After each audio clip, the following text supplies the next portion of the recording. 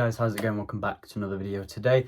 I just thought I'd do a little bit of a sit-down video, just a little bit of a discussion video, seeing what you guys think on a couple of thoughts that have sort of come into my head of watching Wednesday over the last sort of 5 or 6 weeks. Now, I'm filming this on the evening of the Wednesday Bolton game, where obviously I made the matchday vlog and we've won 1-0. In terms of feedback, I'm yet to see how that video's gone down. It's been up about 10 minutes, so it's only got a few views. I accidentally posted it as a private video, so I had to change it to become a public because it went about half an hour with no views. I was like, well, what's happening here? Turns out I accidentally made it a private video. But anyway, yeah, we're just going to get into a few thoughts on Sheffield Wednesday at the minute, where I think we stand, where I think we can improve, and what lies ahead in the future. So I'm going to start off by discussing some of the positives around Sheffield Wednesday at the minute. It may seem like there's not many. If you go on social media, Twitter in particular, there's a lot of people upset with the way games are going at the minute, with the way players are playing and certain players that are playing and the formations and structure and tactics, things like that. But I just thought I'd start by sort of mentioning that it's not all doom and gloom at the minute. We are 9th, which isn't awful. 2 wins in our last 3 games against clubs above us. It's not going awfully. I think that's important to stress. For reasons such as points, we're not actually as bad as people are thinking. You know, 9th is not, listen, I would not take 9th at all at the end of this season. That is not where we should be with this side, with the investment we've had, with the size of the club, with the players we've got, with the manager, everything. We should not be 9th. That is something that I think we can all agree on as Sheffield Wednesday fans. However, I think it's important to note that it's going to take time to gel. This club's completely different to how it was 6 months ago. You know, you look at a club like Ipswich, who have had the exact same thing, except you could argue they've had a bigger thing because they've had more players come in. I think they had 19 players, I think they signed, and they spent money on players as well. And they're 5 points below us. They're sitting like 16th, you know, sort of struggling. And I think they won today. I don't know who they beat. It might have been Wigan, I'm not sure. Anyway, they won today, but you look at a club like Ipswich that were in a similar position to us, with a good manager, an experienced manager, a more experienced manager than Dan Moore in Paul Cook, and they're struggling. And I don't know the Ipswich fan base, but as far as I can tell, they're not too apoplectic about what's going on. They're not, you know, calling for their manager's head like some Wednesday fans are. And I think it's important to judge other teams, because what's happening at Wednesday, it's not like we're Sunderland or Wigan, who have, you know, probably just put in 3 or 4 new players, got rid of 3 or 4, and that's that, and they've been in the league for a long time. This is a completely new squad. Other than Bannon, Palmer, Patterson, Wildsmith today, Hutchinson, who went off at half-time, and I mean, even Jack Hunt is a new player, technically, so I think it's important to give the team time to gel, because, you know, you can't expect results instantly, and results aren't absolutely awful. They're not absolutely awful. They're not. We're not losing loads of games. We're not getting battered. And also, I think another thing to factor in is the mentality of the team. It seems a little bit different to me. I think scoring in the 60th minute against Bolton today, if we have done that last season, I don't think we'd come away with 3 points in that game. I really don't. I think the culture of the club is changing a little bit on the field. I think there is a bit more of a belief in the manager than there has been with Monk, Yoss, Pulis. There is more belief, I think, from the players in this manager. That is something I do believe, despite us not doing great at the minute. I do think that the players are behind Dan Moore, and I don't at all think that they want him sacked or are downing tools because they don't want to play for him. I don't believe that to be a factor in what's happening at the minute. So yeah, I think that's important to stress as well.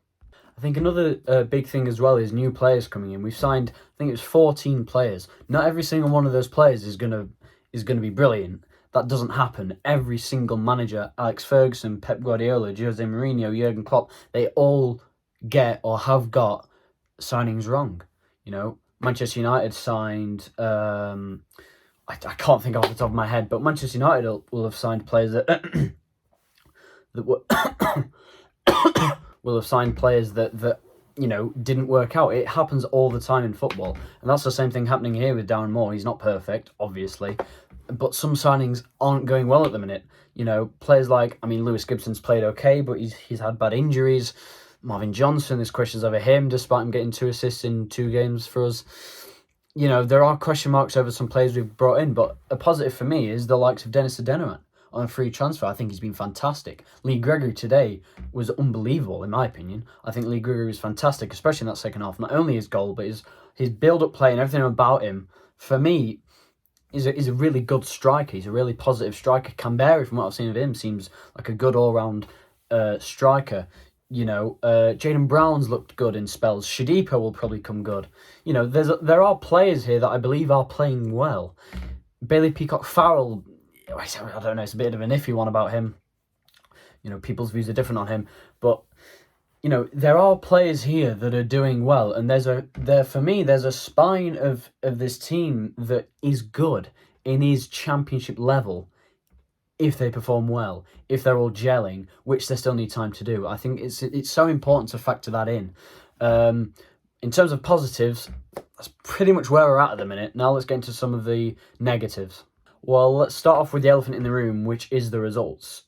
Sheffield Wednesday, with a stadium that holds 40,000 people, which is a club that 25 years ago was competing for second or third in the Premier League or First Division, should not be ninth in League One. That's just a fact. We should not be ninth in League One. If you'd have given me ninth after 11 games at the beginning of the season, I'd have turned that down.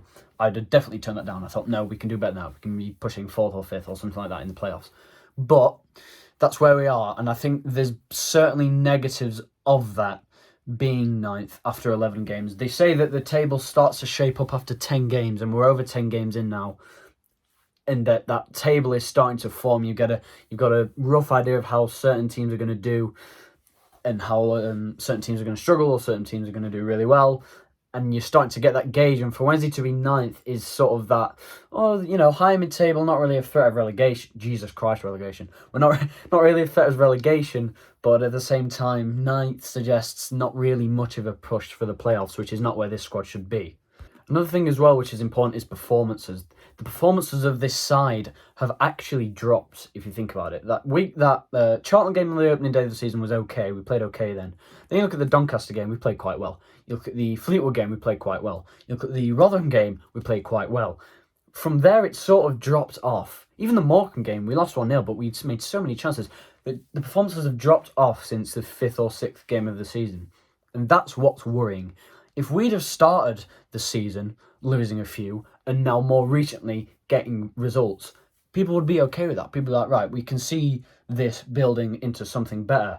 But it's because we've seen a drop-off, which you don't want to see from a club that's gelling, supposed to be gelling, which is rebuilding, which is making a new identity. You don't want to see performances drop off, because then they're showing signs that these players aren't going to work together. And that you get that a lot. I find that a lot. Players like Kadeem Harris, players like Julian Borner will perform for a while just because they're at a new club, they're at new surroundings, they want to impress the manager, want to impress the fans, and then you just see a drop-off. You see that all the time in football, and that's what can be worrying about perhaps some of these players, the likes of Lewis Wing, who we haven't seen have its best performances in the last few weeks, the likes of Marvin Johnson, players like that haven't really shone over the last few weeks, that may have just come here, had a good start, and then fade away, like we've seen so many times. There's infinite amount of case studies of that happening at Hillsborough over the last 3 or 4 years. But yeah, in terms of performances, for me, the worrying thing about the performances is there doesn't seem to be an identity, and that's something we've lacked since Carlos left. There's no real plan of what looks like these players are going to do. For me, today we were having Iorfa coming to midfield. I don't know where Jack Hunt and Liam Palmer were playing between them. I don't think they did themselves. There's at times we were from a goal kick, we were passing it around the centre backs. We were playing it out from the back, but lumping it up front at the same time to Lee Gregory, who's 5'11", 6 foot, which compared to the big centre half that Bolton had, was never going to win aerial battles. There does seem to be a lack of creativity and a lack of a vision and a plan of, right, this is plan A, we have a solid plan A. There doesn't seem to be that over the last few weeks, and that's what's worrying, is the fact that you don't know where goals are going to come from, you don't know where wins are going to come from, you've just got to hope that they do. And, you look at examples like Manchester United. I find this to be the exact same point at Manchester United under Ole Gunnar Solskjaer. They've got much better players. Of course, that's where they're doing really well. But they have to rely on individuals having really good games. The likes of Ronaldo, the likes of, I don't know, Martial, the likes of Bruno Fernandes. They're having to rely on them without actually a structure. I watched Manchester United this season. I watched them against Everton. I watched them against, was it Aston Villa? They don't play well. They just have to rely on their world-class players digging them out of holes. And that's why, for me, Ole Gunnar Solskjaer needs to lose his job. And that's a similar thing that's happening at Wednesday. We're having to rely on the brilliance of today. It was Jack Huntsley-Gregory. The other week it was, even in that Doncaster game a few weeks ago, it was Barry Bannon, or against Wigan, there was an own goal. You have to rely on those things. And obviously, the reason that I'm not calling for Darren Moore's head is because Ole Gunnar Solskjaer has been in that job 3 years. Darren Moore's had a few months. And the roles are a lot different because Darren Moore doesn't have one of the greatest players of all time on his team. But I think the point does stand that there doesn't seem to be an identity or a structure in this team, which I think needs to change and needs to change quite quickly if we're going to want to make a serious promotion push this season. Another thing as well I think it's important to know is context. Darren Moore, a lot in the media, has said the fans need to give us time because this is a team that's rebuilding and the fans need to help us. He wasn't insulting us, he wasn't saying we weren't, he's just saying we need to keep on doing that and have patience. Darren Moore needs to look at the context of what he joined at Sheffield Wednesday. This is a club that, since mid to late 2017, have been abysmal. Consistently abysmal. There's been spells where we look like we might get playoffs under Steve Bruce, and at the beginning under Yoss, and at the beginning under Gary Monk, but there hasn't really been any long-term, by long-term I mean more than 3 months, of positivity at the club since Carlos left, and that's just the truth. And for Darren Moore to ask of patience is, for me, a little bit close-minded as to what Wednesday fans have been through over the last few months. Now, listen, there's clubs in worse off positions than us. You look at Bury, you look at Maxfield, you look at Bolton, you look at Derby. Clubs like this. I'm not trying to say, that we've had it worse than everyone else. But my point is, we've had really poor performances and results over the last 3 or 4 years. Jesus Christ, we've just come back off a relegation. So for Darren Moore to ask patience, for me, doesn't seem quite fair because we deserve results. Hell, we're paying championship prices for League One football. I know that's not Darren Moore's not setting the tickets, but a club like Sheffield Wednesday, we shouldn't be expecting or allowing a 9th place finish to be acceptable. Once you let those standards slip, where you let 9th be okay in League One for a club like Sheffield Wednesday, that's when you know that you're struggling. Same thing, I know I bring it back, same thing with Manchester United. They've let their standards slip. The likes of Paul Pogba, if he would have kicked off saying he wants to leave or got his agent to say he wants to leave under Alex Ferguson, he would be gone. He'd be out the door. Or if Ferguson hadn't got results for 3 or 4 years, he'd be gone out the door. They've let their standards slip. That's why they are where they are. Same thing with Wednesday, just in a lesser extent. We've let our standards slip, and Darren Moore cannot expect us to not get on the backs of the players when we're losing at home to Oxford last week or when we're playing really poorly in that first half against Bolton today. So I think, Darren Moore needs to sort of understand that as Wednesday fans, okay, yeah, calling for the manager's head at this stage of the season is silly. It's stupid. There's no point doing it. But at the same time, he needs to understand that at Wednesday we demand expectation because we've not had any positivity of the club for the last 3 years at a minimum. So let's get on to how Wednesday could fix this. Now, off the field, there's nowhere near as many problems as there was 12 months ago. That's hugely important. That is a massive factor. And that's thanks to Darren Moore, Diphan Chansiri, and whoever Chansiri's advisor is at the minute, not Paxao, thank God for that. But, like I say, off the field, things are okay at the minute. I'm happy with, what's seeming like at the minute, no speculation of another transfer embargo, no point deduction, yada, yada, yada. So that we're happy about. I'm happy about that. But on the field, there's a few things for me that Darren Moore needs to change. And one of those is formation. Today we saw Darren Moore switch from a 4-3-3, a 4-2-3-1, and a 5-3-3. Sorry, no, a 5-3-2. There's too much chopping and changing of formation. I understand we had injuries at half-time, but you don't have to change formation. We had the players on the bench to keep the same formation. Listen, I think we should have changed formation, but I don't think he should have started with a 5-3-2. You've got to keep something that you work on in training every week. Look at Chris Wilder at Sheffield United with that 5-3-2. They were playing that for 5 years consistently, and it worked. Up until the last 6 months, it worked endlessly because players buy into it. Once a player has a set position, they spend their whole time thinking about that set position. They spend their whole time moulding themselves to be the best in that position. When Jack Hunt's been told, right, you can play right back, you can play right wing, or Liam Palmer has been said, right, you can play right back, you can play centre back, you can play left back. Sam Hutchinson, you can play centre back, you can play centre midfield. Players aren't going to play as well because they're not gelling in that position. They're not getting used to it. And when they're playing with different teammates every week in a different system, they're not going to play as well. Darren Moore needs to pick a system and stick with it, for me, as a good plan A. Another thing that he has to do, which I can't believe I'm having to say this, is play with wingers. We signed 6 wingers in the summer window. Kobanu, who God knows where he is. Why isn't he playing? I don't know. He's looked great whenever I've seen him. Silaso, who hasn't had a game for about 3 weeks. Berahino can play any of the front 3, and I quite like Berahino. He's playing okay. Marvin Johnson is a winger, but he's playing him at fullback. Jayden Brown is a winger. Mid Shidipo is a winger. 6 wingers there of pretty high quality for the league that we're in. It's fair to assume. However, he's not playing them. If I have to see Callum Patterson play on the wing one more time, I think I'm going to lose my shit. Because I like Callum Patterson. I think he's a good player. I think he's that shithouse that you need. We haven't had a shithouse for years since, Chris Maguire. We need that kind of player. And he is that. But my God, he's not a winger. He's not quick. And that's not his fault. He's just not quick. He's just not agile. That's not what Callum Patterson is. If you really don't want to play him up front, play him as a cam. He could probably do that okay if you really don't want to play him up front. But he's best as a striker.